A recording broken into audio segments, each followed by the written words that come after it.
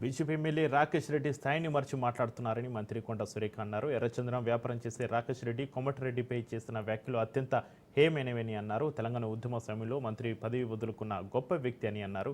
పౌరుషంగా సంబోధించడం రాకేష్ రెడ్డి కుసంస్కారమని అన్నారు. సీఎం రేవంత్ రెడ్డి ప్రతీకార చర్యలకు దిగితే బీఆర్ఎస్ కట్టకట్టుకుని జైల్లో ఊచలు లెక్కించాల్సి ఉంటుంది అన్నారు.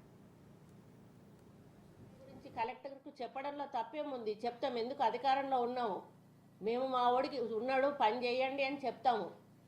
దాన్ని నువ్వు అంత సీరియస్గా తీసుకొని ఈరోజు ఆయనను అనరాని భాష, మాట్లాడరాని భాషతో మాట్లాడి రారా పోరా కొట్టుకుంటూ ఎక్కడ మడిచిపెట్టుకుంటూ పెట్టుకునేటువంటి పద్ధతిలో మాట్లాడడాన్ని నేను తీవ్రంగా ఖండిస్తూ ఉన్నాను.